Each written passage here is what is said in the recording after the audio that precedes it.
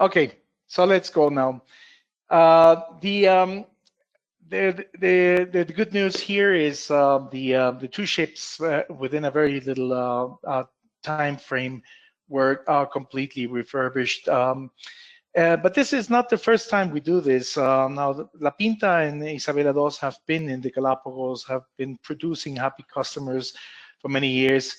We do dry docks with certain frequency. In fact, we do it more often than we would have to do them in order to comply with the insurance companies. And the reason we do this is because Galapagos, as many of you know, has no seasons. You can go there any time of the year. The days are always 12 hours long.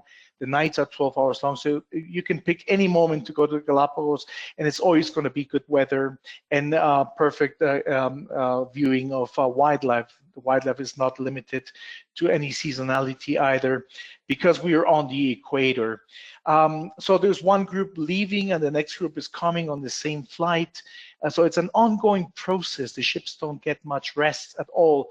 So evidently we try to make these docks also a little bit more often than we would have to do them. But there's also another thing, and that is this ship will be the home of your passengers, or if you come, it will be your home for the next 6 nights or 4 nights or 10 nights, whatever length you're staying. So giving them always something new, a fresh face, a facelift, is always something that our guests appreciate. So you never come to our vessels and get the idea that it feels worn, it feels tired. So the ships are constantly renewed, not just on the mechanical parts, but also on their hotel aspects, on everything that our guests experience, or even to the touch. So a little bit about our company. Some of you already know us for many years, I can see. Metropolitan Touring has been around since 1953. In 1969, once it was established that Galapagos was compatible with tourism after a study was made, and this compatibility was with small vessels, so small groups could go on shore with park wardens. We now call them naturalist guides. Then we put the first ship in the Galapagos Islands in 1969. When the US put a man in the moon, we put a ship in the Galapagos Islands. So we've been there before anybody else. So we're the oldest company, the first company in the Galapagos operating on vessels, and we have done that nonstop until now. And in the pandemic 2020, when everything did stop for a few months, our ship, La Pinta, was the first one to operate. And for about 3 months' time, it was the only ship operating, because we also kept the promise that if one cabin is sold, the ship will operate. And we never had just one cabin. Luckily, we were able to operate, but that was our promise then after the pandemic, when the pandemic cleared. And the same promise we made in 2001 after the September 11 events, when tourism also dropped. We said if one person shows up, the ship will operate. And we did operate Isabela II at one point with 2 guests, 26 crew members, a whole week. So a little bit more about Galapagos. I mentioned the first ship was our ship. That's Lina A over here. That's one of our first guides right there, Luis Maldonado. This is how presentations were made and back in the day.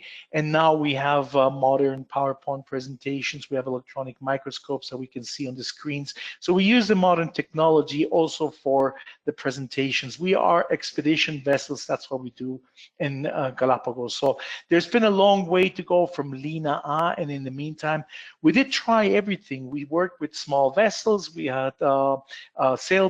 We had single-hulled, double-hulled catamarans in Galapagos. We operated everything until we got to the point where we defined that what is the ideal operation in Galapagos? What's the ideal length of staying in the Galapagos? What's the ideal crew that we need to have, even though tourism has changed to some extent over the years. Now, we are in Colombia, we're in Peru, we're in Ecuador as a DMC, as locals. If you want to know the weather in Galapagos, we open the window. We're stationed in the Galapagos Islands. The same thing goes with Peru and Bolivia and Colombia. These are some of the companies that we've worked with, again, since 1969. You can imagine a very long time. Somebody operates Galapagos, chances are they're with us. And these are the affiliations that we are members of. We also have a couple of hotels. We have a hotel in Quito, in the heart of the city of Quito, is under the brand of Relais Chateau, is our hotel, Casa Gangotena. In the Galapagos Islands, we have the Finch Bay Hotel. We recently just did a few important refurbishings there too. And then we also have Mashpi Lodge, which is almost as young as Casa Gangotena. Also in Quito, but from Casa Gangotena, without leaving the city of Quito, you're driving 3 hours and then you get to Mashpi. And this is a great combination with the Galapagos Islands in almost every respect. This is a lush rainforest, 418 species of birds, and it's a borderline between rainforest and cloud forest. And here you have to find the things in this baroque forest that surrounds you. Galapagos is more barren. You have to be careful not to step on the iguana. So it's a perfect compatibility. So these are the ships that we have in Galapagos: Isabela II, La Pinta, and Sea Lion, that operates on day tour basis. And all of these have been just recently renewed and refurbished. So let's go there. First of all, Galapagos. I know many of you know the Galapagos Islands.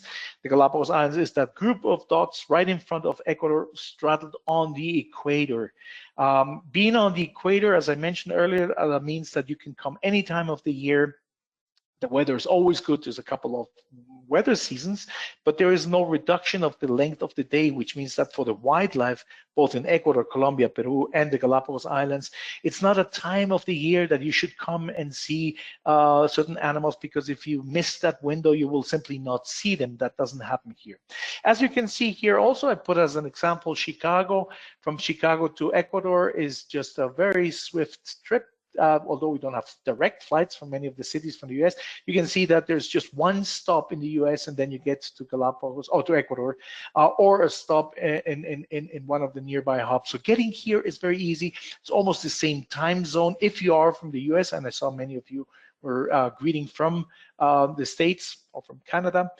It's virtually the same time zone, so you don't have a jet lag to worry about it. And then there's a few more things about Ecuador that perhaps you don't know. It's one of the smallest countries in South America. It has a few things that you might be looking for in South America. They're right here. Because of being on the equator, we don't have a summer savings time. And our currency is the US dollar now for about 25 years. You come here and you pay with US dollars, and your change is US dollars. So that makes things very easy when you don't have to be mentally doing conversions or anything. Same thing with Galapagos, by the way. And you know how much you're tipping, you know how much you're paying, how much if something is expensive or not expensive, and if any cash is left to you, if you're going back to the US, if that's where your clients come from, well, you can spend it there. You don't need a visa to come here. You don't need vaccinations to get here. It's a democratic country, and because of the dollar, the economy has been very much stable in the last 25 years. So all of this makes the country fairly attractive. You need a passport, at least 6 months of validity to get here, and nothing else. Ecuador is divided in a couple of regions. We have the coast, it's one of the Pacific coasts of South America, but it's one of the 7 Andean countries. The longest and second highest mountain range on Earth goes right through Ecuador. And on the right end of Ecuador, the darker part on my map, that's the Amazon. It's one of the 5 Amazonian countries. So pretty much what you may be looking for in South America, chances are you can find it right here on a single stop in Ecuador. So you have to go through Ecuador to the Galapagos Islands because of its fragility. There's no way you can fly directly into the Galapagos Islands. You have to fly to Ecuador. Quito is a perfect headquarter while you're coming to, if you want to go to Galapagos, because the flights to the Galapagos Islands leave very early in the morning. It's a good idea to come here and allow at least 1 full day in Quito, and there's tons of things that you can do here if you like nature, if you like culture, if you like food, if you like astronomy or shopping, if you want to do fun things or more adventurous things. There's a lot of things you can do right out of Quito year-round, and then leave to the Galapagos Islands 1 extra day later.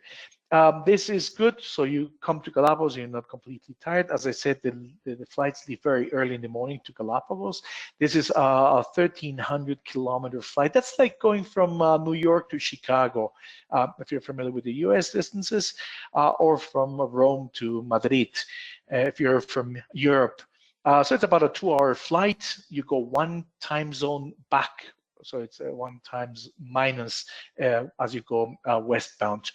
The other reason why it's good to spend an extra day in Ecuador is because sometimes when the flights arrive in the evening, your luggage might not be there, or your client's luggage might not be there. And then if they leave early in the morning, you can imagine they will not be very happy if now the luggage will be trailing them, but they're already on board of the ship and they're wearing whatever they have upon arrival in Ecuador. So it's a good idea to have that buffer day there. Now, Ecuador, as I mentioned, has a lot of things to offer before you go, before and or after a Galapagos trip. So people, once they learn that Ecuador is one of the most diverse places on Earth, it's one of the 17 mega diverse countries, and it's on the top 5 when you go to birds, vascular plants, reptiles, mammals, and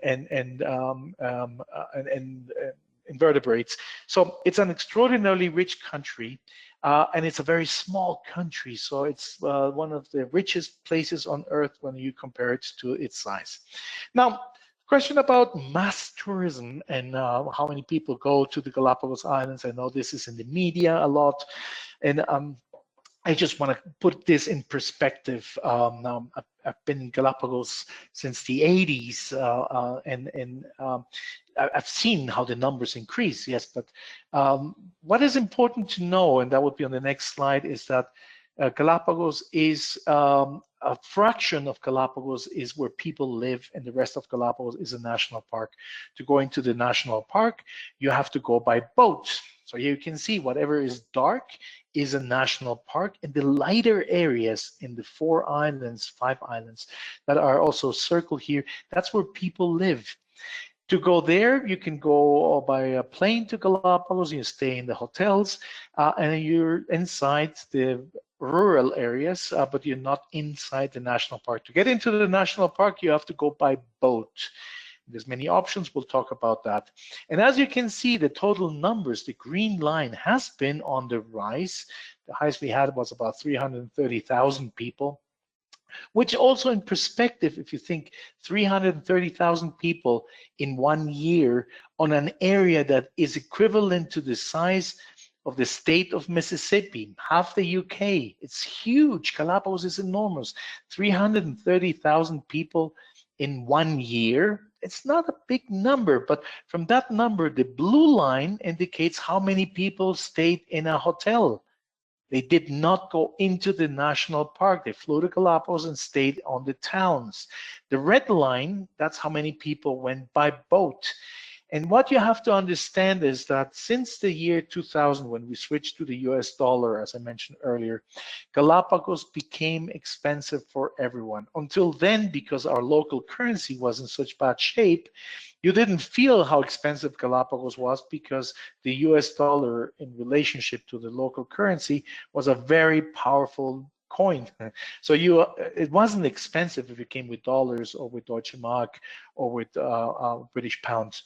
But when we switched, Galapagos became expensive for everyone. So people stopped going on ships and they stayed in hotels. Now, 1 out of 4 people traveling these days goes by boat, and 3 out of 4 stay in hotels. But 1 out of 4 goes into the national park. So 94,000 people inside a national park. And the national park, as you can see here, is 97% of the land surface of Galapagos. And the land surface of Galapagos is enormous. The other thing you need to know is that when you're coming on a ship, you will not be going on ports of call. You will be going, the ports of call, if you want to call them that way, is a place where nobody lives. You will be welcomed by marine iguanas and sea lions and blue-footed boobies, not by port authorities, buses, guides, and souvenir shops. The only 5 ports of call that was on the previous map are on the towns in Galapagos and Baltra, which is a military base. This picture on the lower right, on the lower side of the slide, is Puerto Ayora. That's the largest port of call. By law, Galapagos boats are not allowed to moor on docks, so you have to anchor and you go on shore by dinghies. That's to avoid transferring species from one island to the other. So you can see this is a busy day in Galapagos.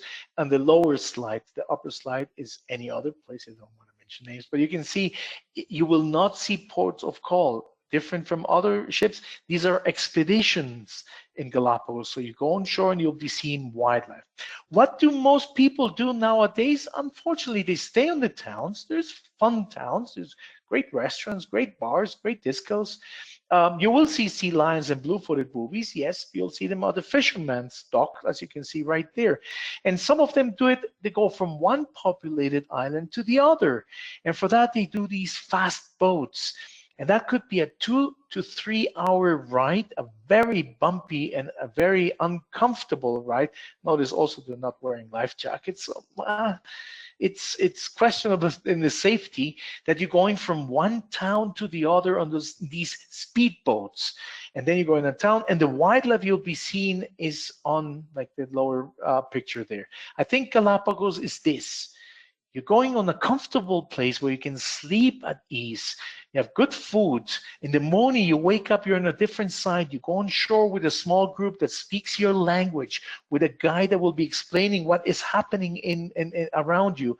And you will see practically nobody else, because our boats, they have 3 or 4 groups, will barely ever meet another boat and share the site. But then again, you will not see crowds here. Any of these pictures could also be from December, the busiest month of the year, because you will not have more than the boats that are allowed to be on that morning or that afternoon on any of the visiting sites. Here's another thing about Galapagos. Every year, if you're going back, you can see it's always on the list of the best places to travel, the best places to go by boat, the best places to see wildlife, the best aquatic experiences. Galapagos is always one of the top destinations. So perhaps now you're surprised that you do not have large numbers of people going to the Galapagos Islands. 90,000 people is about how many people you have in Venice. New York Times put it on the top places to go as the second place, the first one for Latin America. As you can see, there's a few others that put it on the top lists. Now, let's go with our boats and see what happened, what has been renewed. La Pinta is a ship that came in once we noticed that single guided vessels, we used to operate for years and years. I was a guide on those boats. Single guided vessels had a couple of issues that we thought were important. Some of them had to do with safety. That, of course, is something that you cannot postpone or shouldn't postpone. And some others were simply of convenience and comfort and things. So La Pinta is basically the result of fusing 3 permits of 16 passenger boats into one of 48. But instead of having 3 guides, we noticed that we can go up and we have 4 guides on board, one being the expedition leader. In our ships, the expedition leader is the next after the captain. So we have the captain on the top of the hierarchy, and then we have the cruise director, expedition leader, first mate, and chief engineer. They're on the same level of hierarchy, because we believe you go to Galapagos because of expeditions. And this is a ship that brings together everything that we've dreamt for decades in Galapagos. What is the expedition leader's dream vessel? What's the hotel manager's dream vessel? What is our passengers' dream vessels? Captains, what sort of gadgets would you like to have? You know, engineers, what kind of engines would you like to have? What kind of desalination systems you would like to have? And this ship came as a result of that collection of dream lists that we put together into one boat of 48 passengers, 24 cabins. You can see the images on the left. That's what the ship looked like for a while. And then we changed it to the right. So you can see It's constantly being freshened up. These are dining area and lounge, how the cabins changed. Again, this is a constant process. We do it a lot often than we need to do, but we want to provide a fresher, good-looking vessel. And you come in, this will be your home. This will be your apartment for the next 6 nights or 4 nights or 10 nights, whatever the length you're staying there. So you can see also the external areas are constantly on a renewal area. We change the furniture, we change the seats, we change everything, because this is a ship that is providing your home in the Galapagos Islands. Here's Isabela II. Isabela II came on also on a dry dock a little bit before La Pinta, and you can see some of these places we put in. For instance, the jacuzzi. We learned over the years that a swimming pool on a ship is not, a life changer. Jacuzzi is, especially because for about 7 months of the year, Galapagos is a little bit cooler than you would expect being right on the equator. That's why we have penguins in Galapagos. So after snorkeling, we provide wetsuits. After snorkeling, you come back, you shower, and you get into a hot tub. And there's a little bar next door, so you can have a drink and you're enjoying the hot tub, or simply enjoying at the sun. So everything has been changed here, including the furniture, as you can see right there. So I'm going from top to bottom. You can see the rooms changes were important, from wallpaper, the carpets, the bathrooms, everything went there. This is what the rooms look like, what they look now. This is what the suite looked like. This is what the suite looks now. So you can see the dining area now. There's been important changes, the library now. We've also increased the speed of our Wi-Fi. So we're right now on this testing stage, and we can see that the Wi-Fi is going a lot faster. So this is great. We haven't really talked much about this, because we'll see how it works with the new internet provider. This was the area that we use a lot. This is the bar, but also where we have the presentations and lectures and so on. And there you can see it's looking different. So we put the same type of shades as we have in the dining area. See the microscope in the back. That's an electronic microscope connected to the screen. So the guides can come in here and have presentations of something exciting we're looking at. The bar tends to be the heart of a vessel. I guess that's self-explanatory. That's to change completely, including some of the drinks that we had there, and we are bringing up also some new signature drinks for the bar. This is the area where we meet to leave the vessel. Even there we decide to make it a little bit nicer. This is where you step out. This is at sea level. And from here, we step out directly onto the zodiacs. This is one of the things that was on our wish list, is to have an access at sea level, not on a higher level or only on the aft area, because this is the best way in the mornings or in the afternoons when we leave, we go through this area, because within a couple of steps, we're already on the zodiac heading out for our visit. And whether this is something that was not scheduled, for instance, we had a pot of whales on last 2 weeks ago. So we slowed down the vessel, we lowered down the zodiacs were on the sides. All of the guests decided to put the life jackets on, sunscreen, binoculars, and get out with the cameras, because looking at a group of orcas is always something exciting. And we have 23 species of cetaceans in Galapagos. So this is something that we do very often.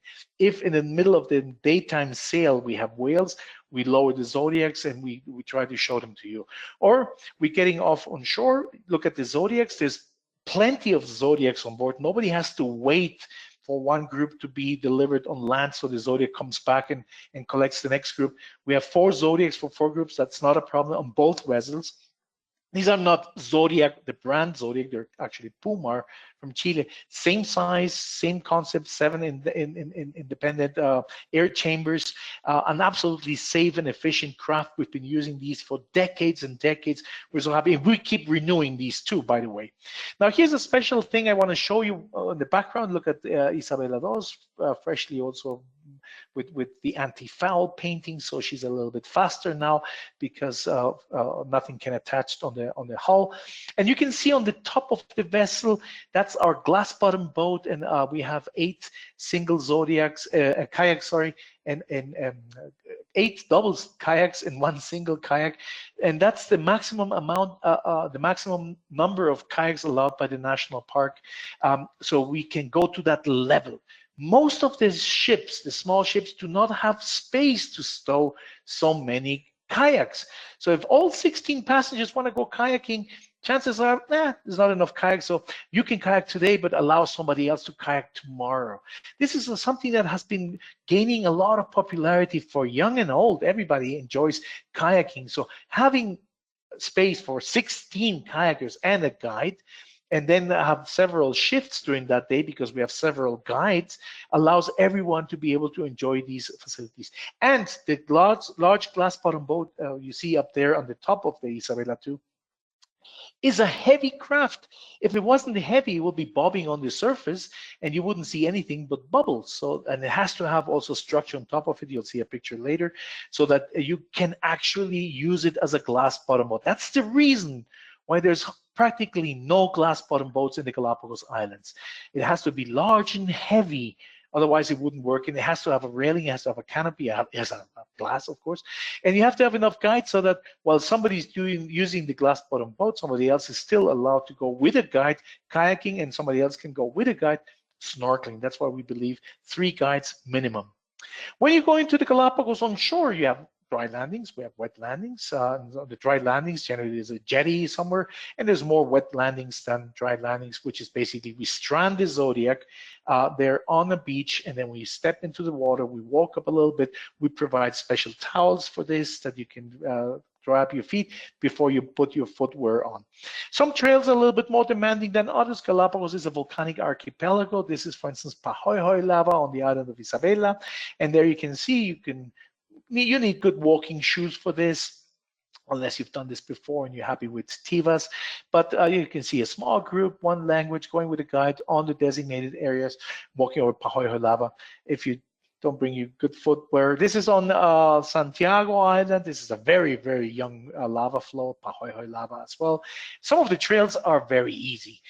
For instance, on this is the Olivine beach of Floriana. You can go with tevas. And even those that you see barefoot there, I'm sure they have tevas because there's a little part with fine gravel, but it becomes obnoxious after a while. But it's very easy and very short, right? The trails, some of them on the highlands, they could be muddy certain time of the year more than others. And the places we go do provide Wellingtons or rubber boots. You don't need to have your clients bring these boots, we provide them. And that's the place where we see the giant tortoises. So it's definitely worth going to the lush highlands to see the name giver of Galapagos. You see the children there in our vessels. We have a minimum age is 6 years and up. Children less than 6 years, contact your destination expert, and we will see if something can be done. If it's less than 4, then that would be even more complicated. And these are because of nautical regulations.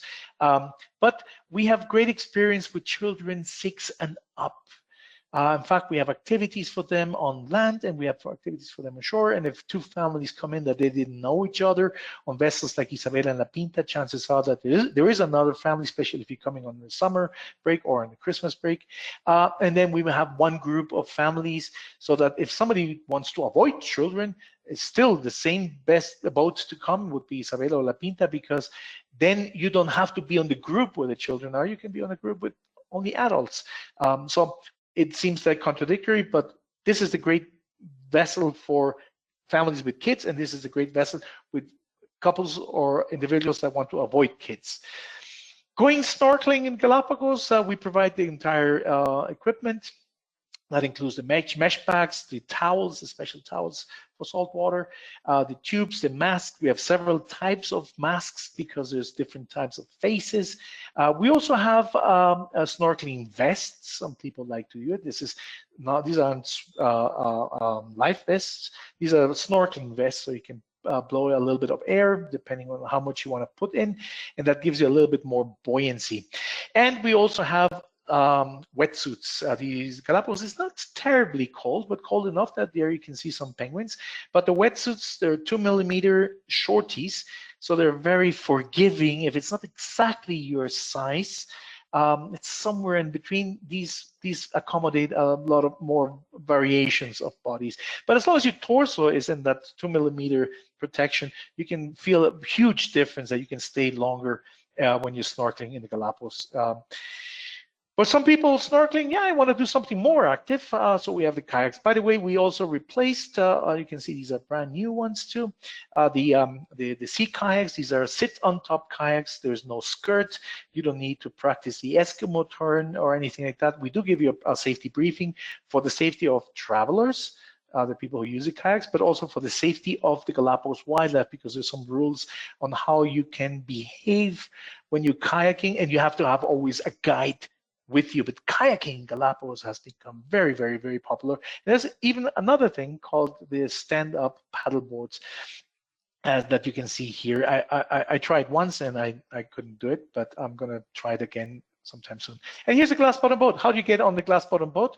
You use one of the Zodiacs to do something we call the mid-ocean transfer, or MOT, and then you get from the Zodiac directly onto the glass bottom boat. You do your turn of the glass bottom boat. See how heavy this boat is, so that you don't see any bubbles on the glass. You can see the bottom of the ocean there. So we have these glass bottom boats, very comfortable. It has a canopy on top. There's a boat driver, of course, and a guide. He's the one who took the picture that you're looking at. So this makes a huge difference. And then in some cases, you just want to stay in the beach. You have to have a guide with you. So that's when it makes sense that less than 3 guides, you have to give up on some of the options. That's why we never want to go back to boats with less than 3 guides. One being the expedition leader. That's with Isabela Dos and La Pinta. This is when you're done with the walks, you come back on board. On board, we use the restrooms. There's no restrooms on the islands. And then we meet in the lounge. This is Isabela Dos. And here we have presentations. We have all the equipment. And there's a lecture about something. It could be geology. It could be about Charles Darwin. It could be about marine mammals, or it could be something, volcanology, right? And then we also have meals there, of course. Breakfast, lunch, and dinner. Breakfast and lunch tend to be more on the buffet, and dinner on the served directly to the table. And there's a little screen there you see on the right, on the left picture, and that is during your meal. Now we will show you the menu for the next meal. That way you can choose what you would like to have on the next meal. That's a little bit awkward because you're eating something, but we're asking you about your next meal. The reason we do this is because that way we do not have to take out from the freezing stage too much fish or too much fowl or too much beef or too much pork, whatever we're cooking. So we have an idea of how many people would prefer one or the other option. We have 5 chefs on board just for passengers. We have chefs for the crew, separate chefs. So we can cater practically all of the dietary requirements we can get. Where we have difficulties would be with halal or with kosher. Kosher is possible. If you have clients who ask kosher, let us know, and we will let you know why it's possible, but it's not the ideal scenario, because the kosher has to be provided by somebody else in mainland, and it has to be flown into Galapagos, and then we provide it on each of the meals. It's possible, but it has limitations. Other than that, if they're vegan, if they're gluten-free, if they're vegetarian, if somebody has a birthday or a special request, we can accommodate all these things. So we eat inside and or outside, but we don't have a meal inside and another meal outside because it's still a small vessel. This is the area where most people would have access to our staff. Expedition leader and cruise director. This is the symbiotic team that we have, because these are the people you would have most contact with. Our ships also have a medical doctor, which most of the Galapagos ships don't have. 60 ships in Galapagos don't have a doctor. 9 have a medical doctor on board. Our ships always have a doctor, because we believe, you could have an allergy you didn't know, you could have an emergency, some pain could be the indication of something else. Only a doctor could figure this out. So having a doctor and a well-equipped infirmary is, for us, a very important thing. And this is the lounge of La Pinta. Here's the rooms of La Pinta. We can see they're very spacious. We wouldn't call this luxury necessarily. We don't have a Rembrandt behind your pillow. We don't have, mini bar and a balcony, because on our ships you will spend not so much time We have activities before breakfast. We have activities after dinner. You go on shore right after breakfast. You come back. You use the restroom in your cabin. Then you all head out again for snorkeling, kayaking, paddleboarding, that's for a boat. You come back on board, you go to your cabin, you shower, you change clothes, you have lunch, which is not in your cabin. After lunch, you may have a siesta, yes, in your cabin. Probably not in your balcony. Why would you do that there? Probably in your bed. So we noticed that in the afternoon, it's the same thing as in the morning, but reversed. You hardly ever have time to enjoy something like a walk-in closet or a balcony, which is why we never want to go back to balconies again. We had them until 2015. We believe they're over-advertised, overpriced, and underused. But we do have connecting rooms, for instance. That is something families will appreciate. Now, if I can be very quick on this, and if I could sum up a little bit about what I talked about. I showed you how the ships have been going through a constant renewal, and one just weeks and the other one just months ago. If you go to Galapagos, there's 5 ways you could do it. There's 2 hotel options, and there's 3 ship options you can have. The 2 hotel options is, one is a hotel in a town. You go there and you have your night and your breakfast included. You have discos, bars, all sorts of things probably in the vicinity. You know, if you're going to Galapagos as an extension of a cruise, that might be a fun thing to do. But if you want to go to Galapagos and see Galapagos on a hotel base, then maybe you want to stick to expedition hotels. Make sure your hotel is an expedition hotel. There aren't many. What makes a hotel an expedition hotel? Well, does it have a yacht for day tours to take you into the national park? So the sea lions you'll see will not be at the Fisherman's Wharf, but on their colony, on their native islands, right? So that makes sense with the hotels. With ships, we believe there's 3 types of hotels. This is how we, ships or yachts. You have the expedition yachts with the minimum 3 guides that we talked in the previous slides. Then you also have recreational cruises. There's some large ships that come here where the ship is very important. You have a butler at the end of the corridor. You can sign up for glamping. One of the nights, there's a tempranillo that was extra, especially brought for meals because it matches the lobster tails from Galapagos. So that, it seems like the ship and its food and beverages is probably more important than the wildlife. Their itineraries are there. You go on shore, you see the wildlife. They're not crafted because of the wildlife, and that's perfectly fine. But if you want to go for wildlife, stay on an expedition yacht. And then what I told you earlier that we don't do anymore, which is the single guided yachts. Single guided yachts, there's one activity done, whatever the guide is doing at that moment. I had to speak in German and in English when I was a guide on these type of vessels. I had to explain everything twice. There was a question, I had to explain the question, answer the question, then translate the question and the answer. And there's only one activity that can be done. If we do the hike, some people want to walk slower or spend more quiet time photographing and recording the wildlife. And some want to do the walks a little bit swifter and have more time for snorkeling. There's different interests, abilities, limitations, but there's only one guide, so it has to all fit into one group. Languages, restrictions, abilities, and so on. So single guided yachts, we don't want to do that anymore. Also, because they were smaller, they're not manned by a captain, they're manned by a skipper. You have the skipper, the guide, the chef, the able seaman, or 2 able seamen, and the engineer, and that's it. So they also take turns at night steering the vessel, and we believe it's better if you have a ship where the captain, the first mate, the second mate are the ones that run the nautical part of the vessel. You have a first engineer and the second engineer, you have a cruise director, you have a medical officer. So with a single guided yacht, considering Galapagos is expensive, there was no way that you could include all of that staff, or having a vessel that's large enough to negotiate the swells, especially in the northern summer months when in Galapagos you get the southern trade winds. And that means that at night it could be a little bit choppy. You could have a little bit of rolling, especially in pitching. And if the boat is too small, guests have difficulty sleeping. With our vessels, it's a lot smoother, right? Here's when you have a single guided vessel. That's what happened. I did this for many years. And this is when you have 3 guides or more, minimum 3. Early in the morning we leave, we go on shore, but there's somebody for whom the trail is too difficult. Hey, there's a guide with you that will be doing the Zodiac ride, the Panga ride. You don't have to wait for everybody to come back and then do a little Panga ride. No, you can have your visit will be out of the comfort of the Zodiac. Once we're done, we come back on board, you use the restrooms. Then some will go out snorkeling. But what the people that cannot snorkel, they'll use the glass bottom boat. It's not active enough for me. I want to go kayaking. We have 3 guides, so we can have 1 guide with the snorkelers, 1 with the glass bottom boat, and 1 with the kayakers. Now, this is so good. Let's keep doing it. Yeah, let's keep doing it. We can stretch this a little bit further because now everybody can be doing something. We don't have to worry about some people waiting on the boat for the next activity.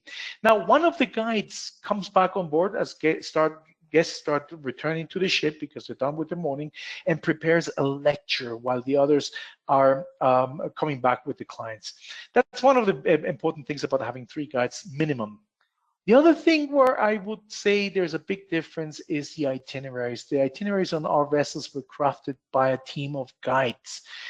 When you look at the wildlife in Galapagos, just like Africa has the big 5, Galapagos has the big 15, you can see that the distribution of Galapagos wildlife is sort of patchy. There's some animals that are found on virtually every spot in Galapagos. On every coastline, you find marine iguanas. Sea lions tend to be in most places. Blue-footed boobies, if they're not using it as a colony, they're using it as a foraging area. So you may see blue-footed boobies quite often. But see some others, like the penguins, like finding, where's Aldo? You'll see that penguins icon, there's only few places. They're on the west of Galapagos, definitely, but there's only 2 other places on the central and southern parts of Galapagos you may see penguins. The albatross is only found in 1 spot of 1 island. The Santa Fe land iguana is only found on Santa Fe. Red-footed boobies, they're only found in 2 spots. So our itineraries are made in such a way that we see the fur seals here, then we do a long sail at night to make sure that you get to see the red-footed boobies. Then we do a long sail at night, so we make sure that you see the Santa Fe land iguana, and so on and so forth. So at the end of the day, you can see there's a lot of sailing, right, in our vessels. Now, the reason we do this is because we want to make sure that at the end of your stay with us, you come home with enough trophies, enough big 15s. In the shortest itinerary that we don't do 3 nights anymore. It sells a lot. People appreciate buying it because of the price, but too many people thought it was too short. They had the feeling they could have spent 1 extra day. We don't get that with the 4-night itinerary. So our itineraries are 4 nights. There's 2 of 4 nights and 1 of 6 nights. That's what you can see on the bottom part of the slide. And on a 4-night itinerary, I can give you 12 big 15s.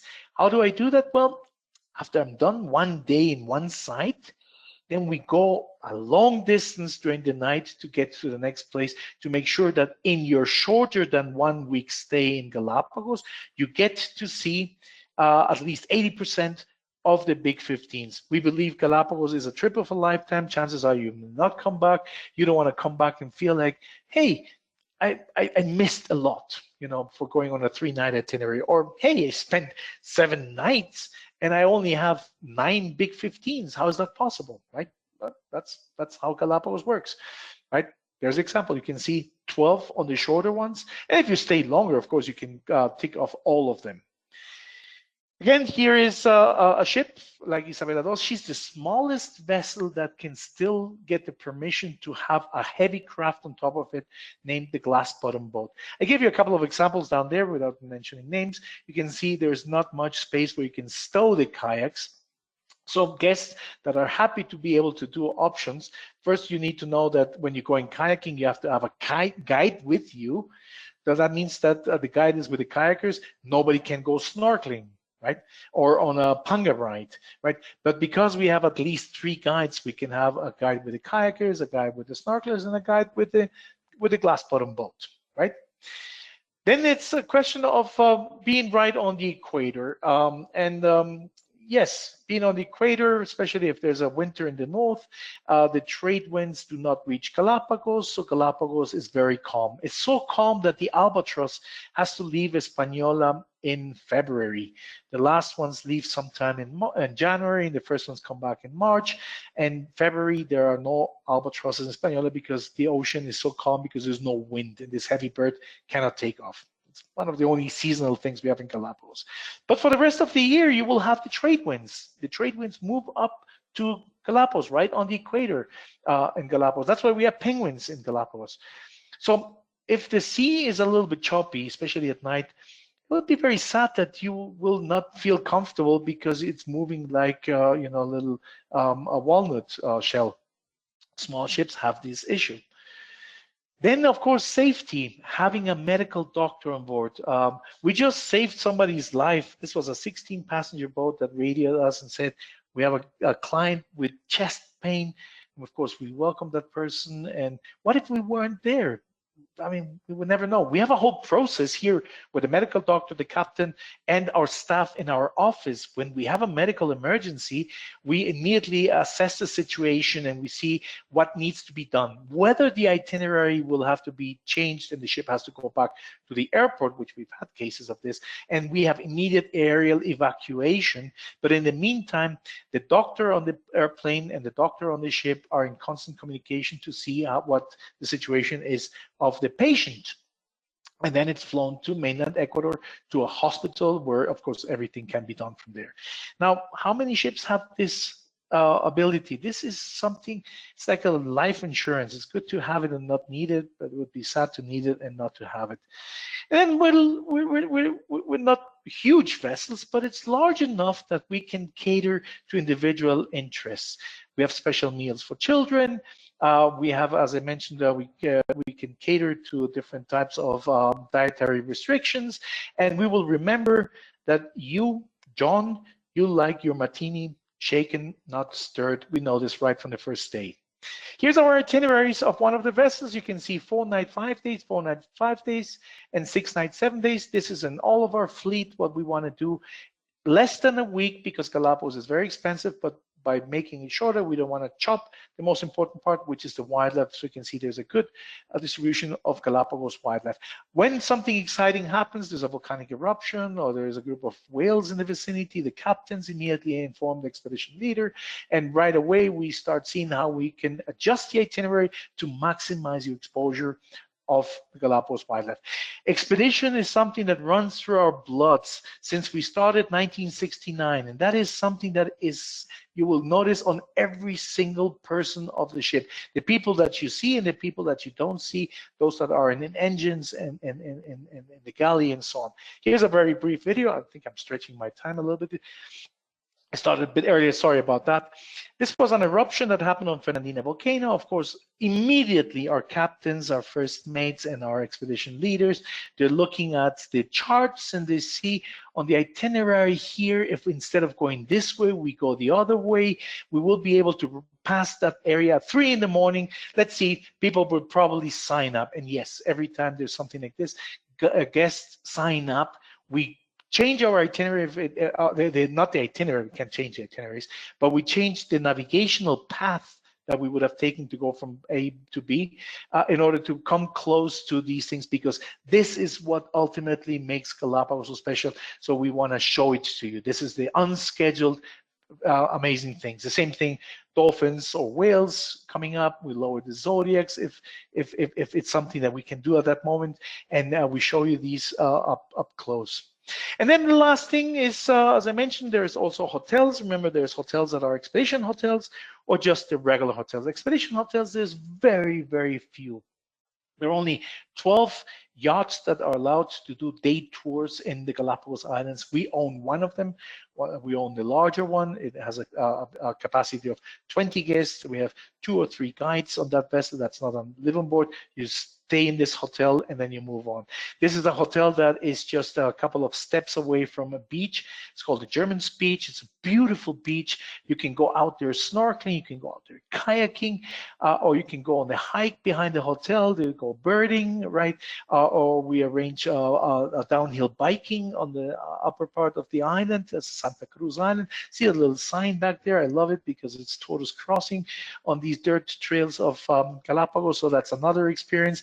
And this is what the rooms look like. So it's a very comfortable hotel. These are the new ones. Here too, just like the ships, we believe that if this is going to be your home, the least we could do is make it a comfortable, a very nice place. You come in here, you feel comfortable, and the food is extraordinary. This is the yacht, the Sea Lion, and she also went through refurbishing. We keep changing it, freshening it up. Times are changing, some colors are becoming trendy. So yes, this is the area where on the way to the island, you can be there reading a book, then we collapse the tables, and then we can provide a buffet and a lunch there. We have a chef on board, and it's also all run by an expedition leader on the Finch Bay Hotel. I stretched my time a little bit more than the hour, I believe. I started a bit earlier, but this is the time. Marco, I don't know if you've seen some questions that we could answer at this point. Yes, thank you, Klaus. We do have some questions. Here will be the first one. Do the ships with 10 passengers also have free guides? Also, do your ships have a start rating, more luxurious versus more basic? Okay, so the first question, if 10 passenger boats have 3 guides, no. No, there's 51 boats in Galapagos that are single guided vessels.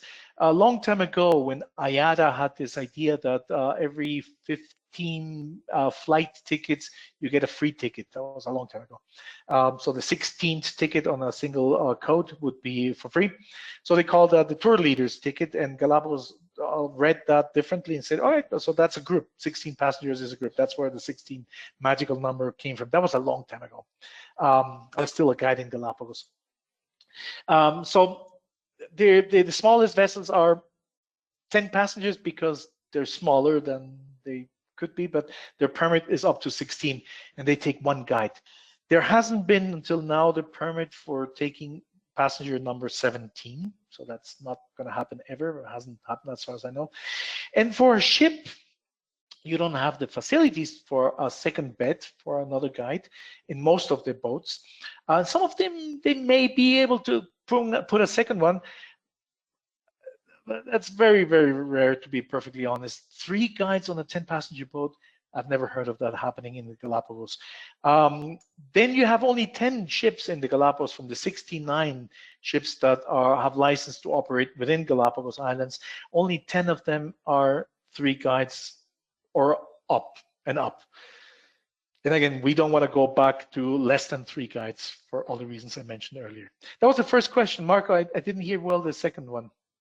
Yeah, well, I will go over another one. Okay. What they want to know is how family friendly are these yachts, and what special activities are done for kids? Oh, that's a great question. Back when I was a guide, the company did family departures. This departure is a family departure. What happened if you couldn't go that week? So you came the next week when it wasn't family friendly. So well, it didn't last long before we realized that we should be family friendly year round. We get guests from Brazil, Argentina, and we get guests from USA, Canada, Australia. So vacations work very different, and we may have families any time of the year. So we are able to do family friendly activities with 1 child onwards. We don't need 2 to start, or 3 or 4 or 6. So what do we do? Well, for one thing, we have a child-friendly menu, for instance. I mentioned that. We could do this earlier than the dinner timing if the child needs, it can't wait until 7:30 at evening.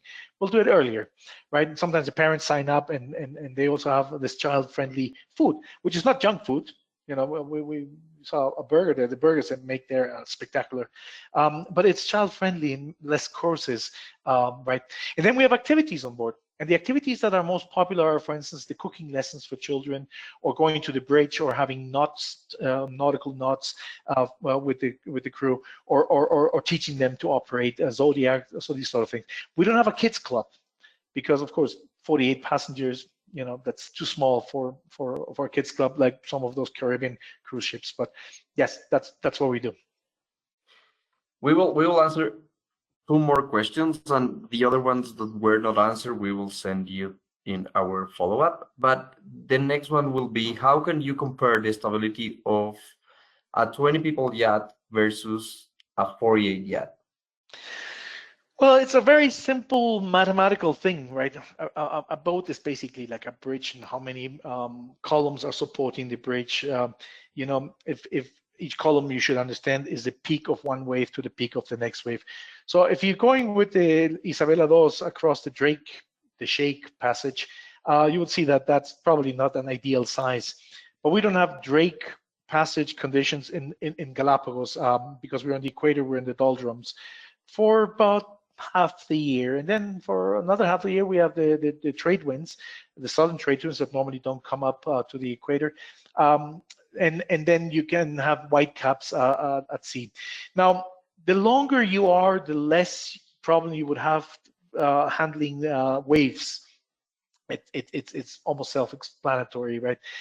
So our ships are ideal. Now, I should also say that the fact that we're on the equator, you see that even the new vessels that were built for Galapagos by Silversea and Celebrity, they don't have stabilizers because stabilizers are very expensive, and because the seas of a ship that size, fine. If you're in a 16-passenger boat, hopefully it has a stabilizer, because you will feel a lot more, especially the rolling part that is an issue. Yes. Great.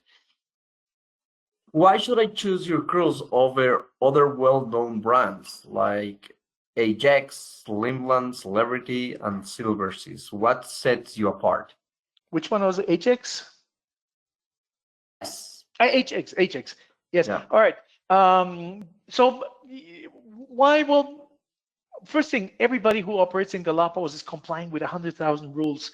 It's one of the most regulated places on earth. So everybody who's there is doing a great job.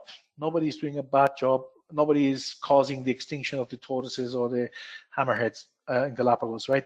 That's the first thing you need to know. There's no bad actors and good actors there.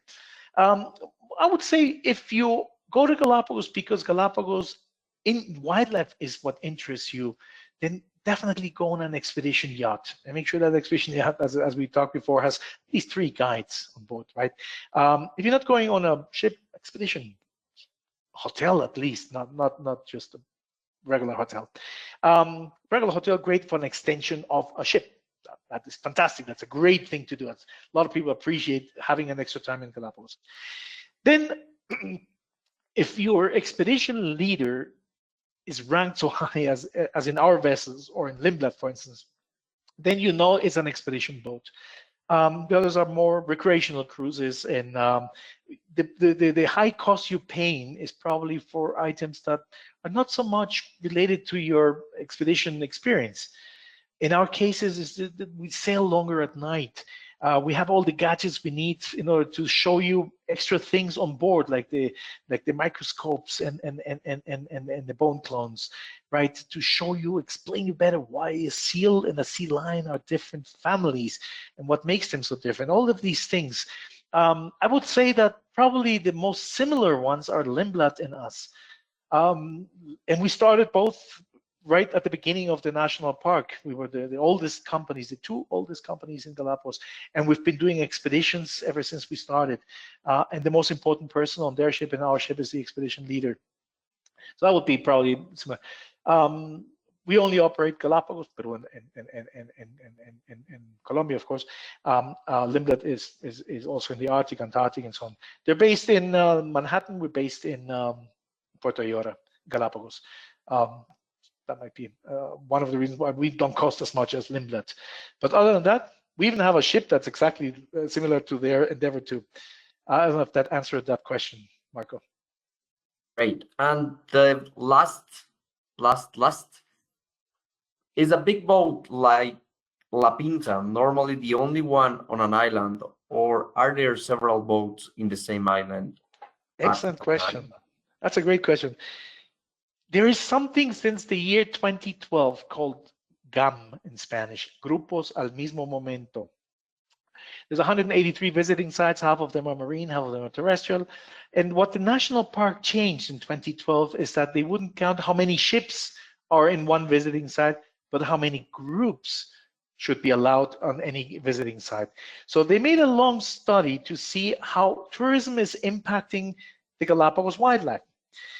First, I should say that one of the most refreshing things is that they couldn't see negative impact. They studied the hormones of stress.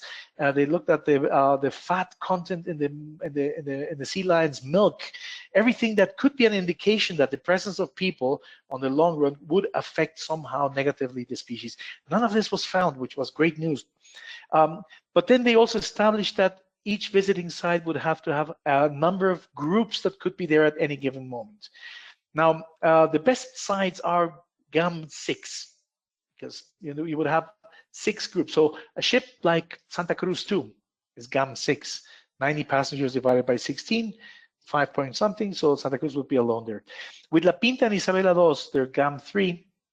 That means that on these places, we may have 1, 2, and in 2 or 3 places, we have 3 small boats there. But it's different than having 6 small boats. When you're going on a single guided vessel, that means that there's 6 small boats, nobody coordinates. All of them would probably say it's a good idea to go on shore at 8 in the morning, and all of them would start queuing up in some critical points, producing these bottleneck situations. So that's definitely not the case with La Pinta, and that's definitely not the case with Isabela 2. It's not completely alone. We have a list of the places where we see another boats, and even there, the way the expedition leader organizes trips is that those who want to do snorkeling maybe want to go in the first groups. So you get to see everything without feeling you're rushing. And then you come back on board before everybody else. And then you go out snorkeling because you're the first one on the snorkeling side. You can also be the last one snorkeling. So you've seen everything, you've heard everything, and you had more time to snorkel with the sea lions, the turtles, and the penguins, right? But if one person is a non-snorkeler, why do I have to go at a fast pace? So go on the next groups, and then you have the whole morning to enjoy the trail. If you're not snorkeling, why do I have to rush you back and take you out of the wildlife colony? Walk at a much more relaxed pace, and then come back on board, and you've basically made everyone happy with that. That was a great question. Thank you, Klaus. I think that we have answered almost all the questions, not all, we will. Thank you all for joining us. We will send you the presentation, also the recording of our webinar, and the winner of our prize. So thank you all. Remember that we are here for you. You have an entire team just dedicated to our travel advisors. So we can jump into a call whenever you like. Thank you all, and see you soon with everyone. Thank you, Marco. And thank you, everyone. And some familiar faces, names I saw there. Great to see you there. And I hope to see you sometime soon in person. Bye-bye. Bye-bye.